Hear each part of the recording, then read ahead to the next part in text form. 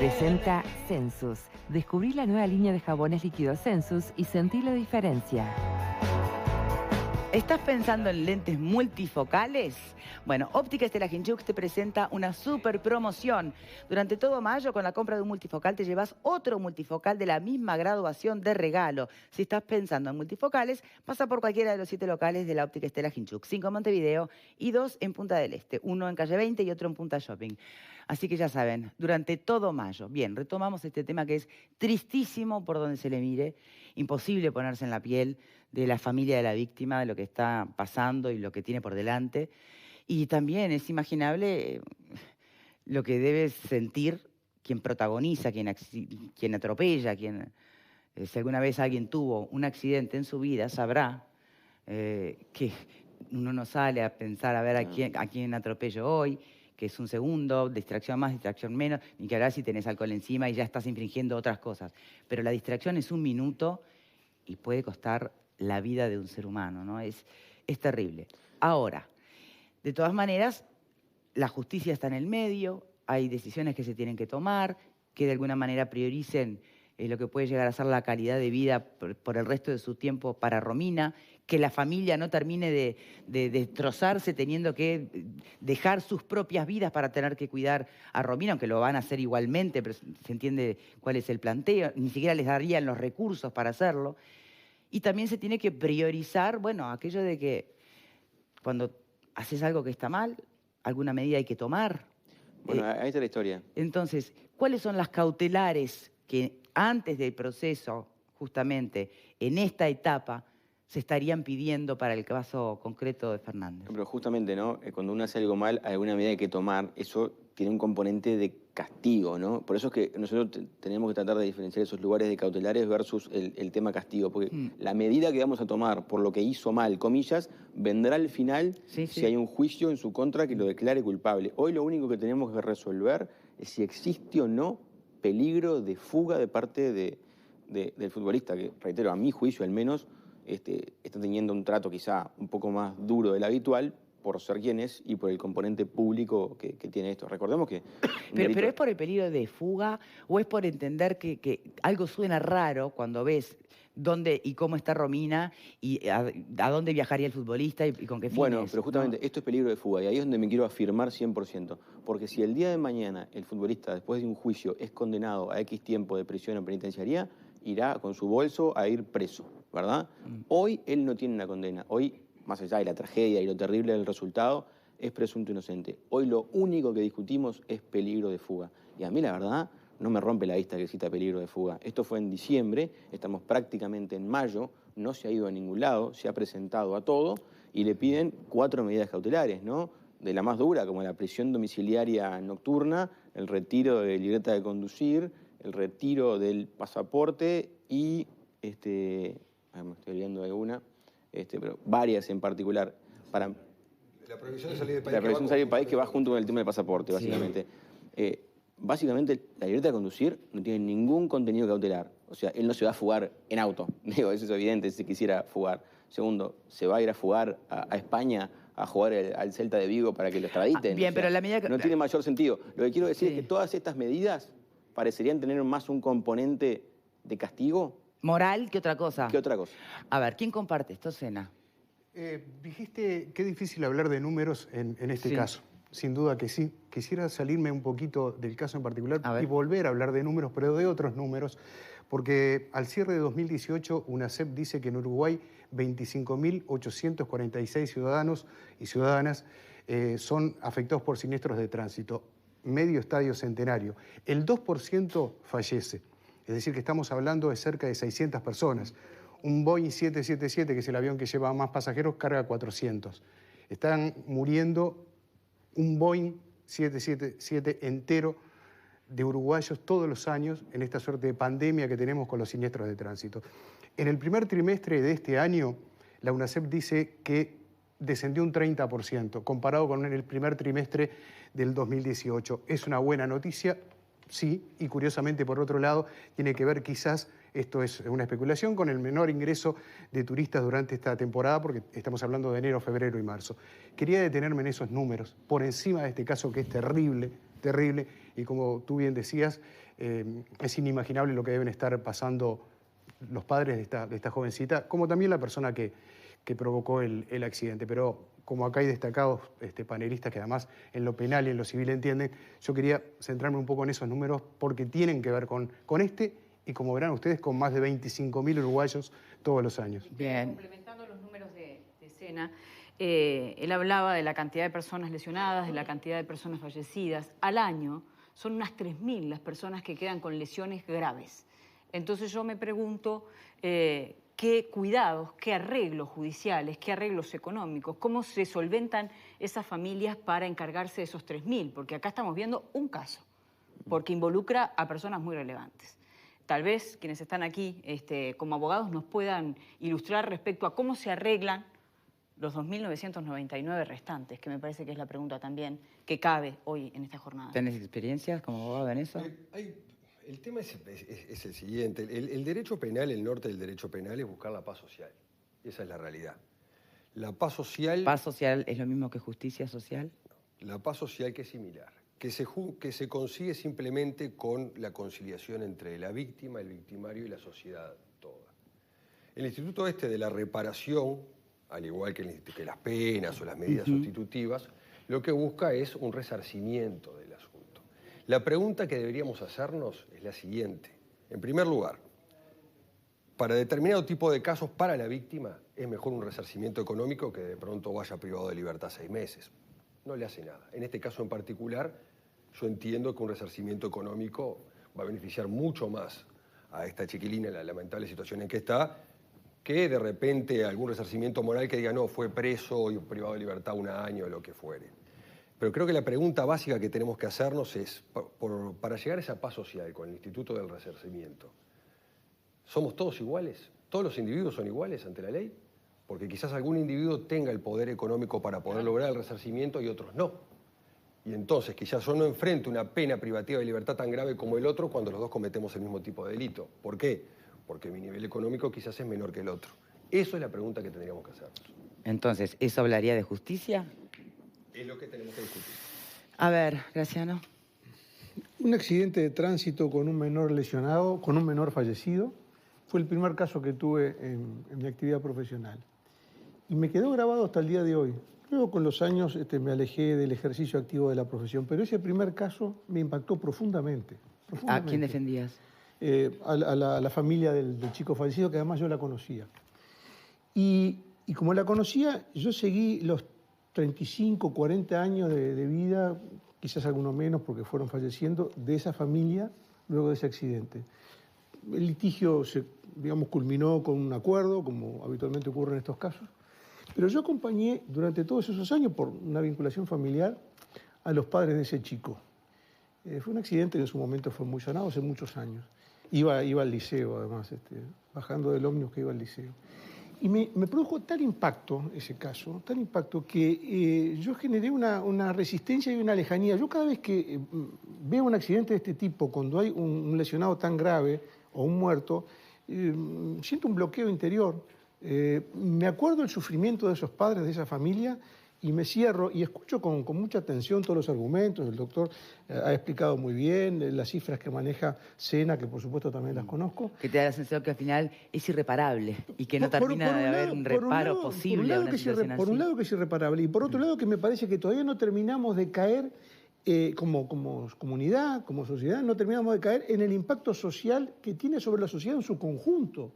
Porque cuando uno dice 3.000, dice 600 muertos, dice 3.000 heridos graves, eso multiplíquenlo. Un padre, una madre, un abuelo, un tío, un primo, un vecino, el compañero de colegio, los profesores, los maestros. Son decenas de miles de personas que año por año quedan marcados para siempre, por un acontecimiento de este tipo. Pero tal vez políticamente no sea tan redituable poner el énfasis en esas muertes. Bueno, ¿no? yo estoy contando mi propia experiencia y mi vivencia personal de cómo yo, cómo reacciono frente a eso. Y cada vez que leo estudios de otros países, porque a partir de ese momento los accidentes de tránsito pasaron a ser un tema de mucho interés para mí, como tema social.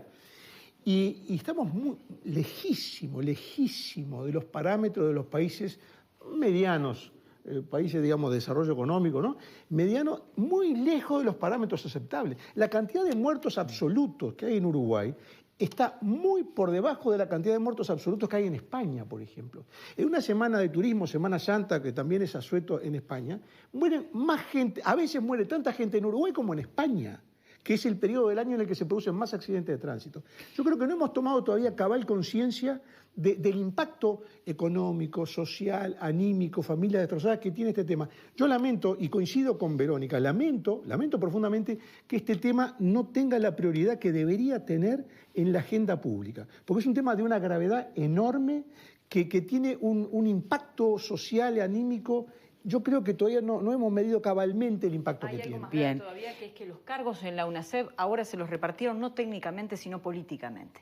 Y eso representa también un retroceso. Ahí aparecen las prioridades, ¿no? Que es lo que más preocupa de la agenda pública. Pero a ver, Virginia, volviendo a un aspecto que me parece importante que planteaba Ojeda, la medida cautelar, ¿no?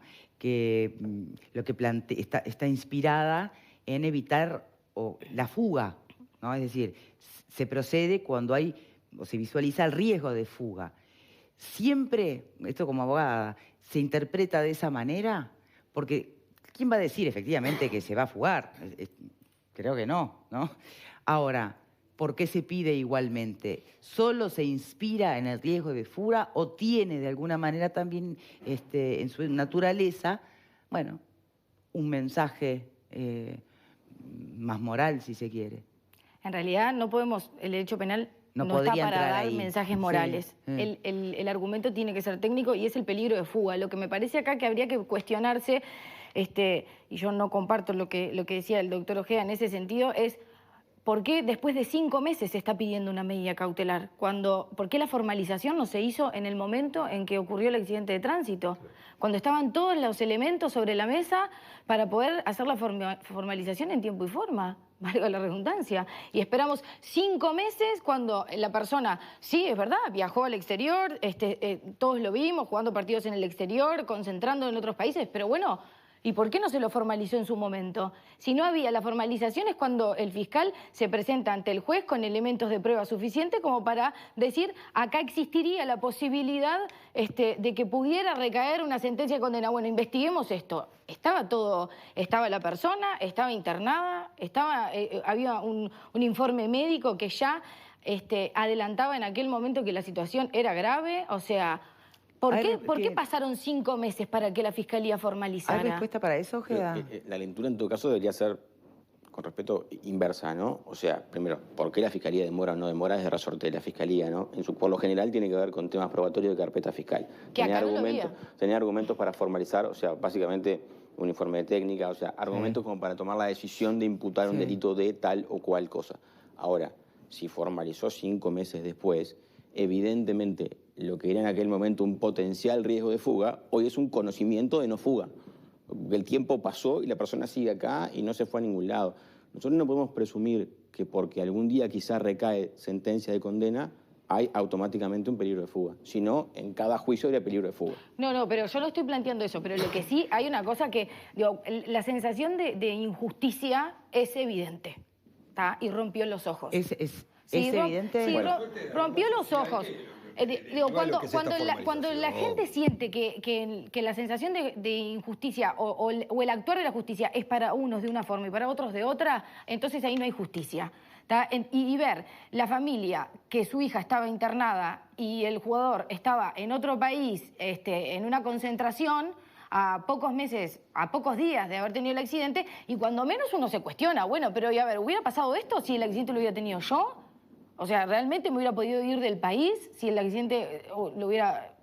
Es como raro. Es que esta medida cautelar no tiene fundamento. Hoy capaz que ya no tiene fundamento, pero justamente capaz que después de 5 meses, obviamente que uno se cuestiona, bueno, habrá peligro de fuga, ¿no? Claro, lo que plantea Virginia, hay como una sensación de injusticia si te pones a pensar en la realidad que está viviendo la familia y la realidad que está viviendo Fernández. Victoria, Sí, pero ¿por qué es eso? no sobre Esto va más allá de ¿Pero por qué es eso? Pero no sobre ¿Por qué las pasa eso? personas ¿Por qué pasa eso? puntualmente. Porque estamos acostumbrados a un sistema anterior donde vos cometías un delito y a los días, a lo sumo 2 días posteriores, detenido, terminabas preso. Entonces, la sensación de justicia estaba colmada rápido.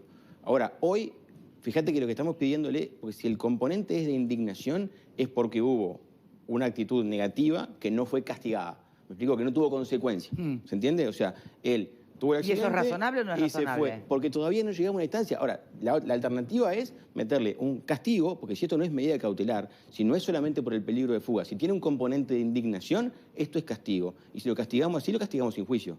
¿Estamos de acuerdo? Él no ha dicho nada todavía y ya le estamos diciendo, mire, usted ahora va a ir preso de noche, usted no, lo pero otro, usted lo mismo, otro. ¿Cómo no hizo pero nada? Ojeda, tú mismo planteas que una medida cautelar no es un castigo, es A una eso, medida bueno, cautelar. sí. Castigo es otra cosa y es el resultado del Ojo al juicio. gol, porque siempre la medida cautelar ha sido castigo históricamente. En el Uruguay. Ahora no, justamente. Bueno, pero si hablamos de un componente de indignación social y no de peligro de fuga, hablamos de castigo. ¿Qué opinas, Alfredo, que no has hablado sobre este tema? Sí, es que evidentemente estamos hablando de este caso por quién es. ¿Tá? Porque si hay 3.000 personas en el año que tienen accidentes graves, quizás tan graves como esta chica, y no se habla de esos temas, ¿no? Se está hablando del tema de por quién es, los montos que se manejan también es por quién es, y si realmente la cautelar es castigo o no, es por quién es también. ¿Ah? Porque en realidad se le está castigando porque tiene posibilidad de viajar, etcétera, y ir a otro lado. Yo creo que es muy difícil el tema. Yo creo que no hay plata que solucione lo que para la familia de esta piba, la situación.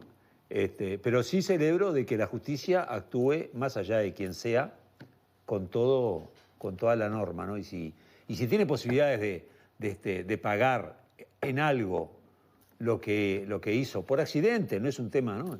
Pero que lo haga, me parece que es de mera justicia. Yo espero que la justicia actúe correctamente. Bien, veremos entonces qué resultados tiene, para empezar, la audiencia que está transcurriendo en este momento. Sí. Antes de terminar, Sí. hay un gran tema que ahora, a partir del Código Nuevo, la cuestión privada, civil, de plata, empieza a tener un rol en el proceso penal, ¿verdad? Entonces, en estos casos, se abre esta chance del proceso reparatorio, del acuerdo reparatorio. Claro. Donde, si las partes se ponen de acuerdo, con el dinero pago, básicamente se soluciona el conflicto, él se va sin condena y la familia cobra el dinero para poder, en el caso, resarcirse de los perjuicios que ha tenido. Ahora, fíjense ustedes lo que pasa acá, ¿no? Hay una solicitud de indemnización de cierto monto, Sí. ¿verdad? Y del otro lado hay un fiscal que pide un montón de medidas cautelares. Entonces, ¿cómo a veces pasa que este triángulo fiscal, víctima, victimario, es complicado y es medio perverso? Porque si yo veo que vos sos una persona de plata y te van a poner medidas cautelares que te van a complicar mucho, mi reclamo económico sube exponencialmente por sobre la media de pago jurisprudencial, o sea, los juicios que ha habido de estos temas. Entonces, estas medidas cautelares que pide la Fiscalía terminan impactando directamente en cuánto se arregla. Entonces, al ¿Y hay final... intencionalidad en eso? Yo no digo que la haya, yo digo que ocurren los hechos, que no es lo mismo pedirle una indemnización a alguien que no tiene medidas cautelares, a quien sí las tiene y lo perjudican y mucho. De hecho, ustedes recuerden que detrás de esto también hay compañías aseguradoras, que no es un tema menor, que no atropellaron a nadie. Entonces, ¿por qué tienen que ser también, o sea, rehenes? No digo que esto no valga lo que vale, claro. pero quiero ser claro, porque esto, ¿por qué para el Toro Fernández vale N y para cualquiera de nosotros vale quizá mucho menos o mucho más? O sea, también es de justicia que otras chicas de 19 años que hayan tenido un accidente similar puedan cobrar también más o lo mismo. No puede ser justicia para cada caso concreto porque el que te chocó resulta que es más famoso o tiene más plata que otro. Y sí me quedo con las palabras de Juan Faúndez finales, que esto tiene un montón de componentes, los jurídicos y sociales, que a veces son más importantes que los jurídicos en la materia de estas definiciones, que terminan haciendo que esto se resuelva de una manera distinta a quizá los otros 3.000 casos que manejaba Verónica hoy. Bien complejo, evidentemente, sobre todo por todo esto último que acaba de decir nuestro invitado. Gracias, Ojeda, por habernos A las acompañado órdenes, como siempre. en el día de hoy. Vamos a seguir hablando de decisiones de la justicia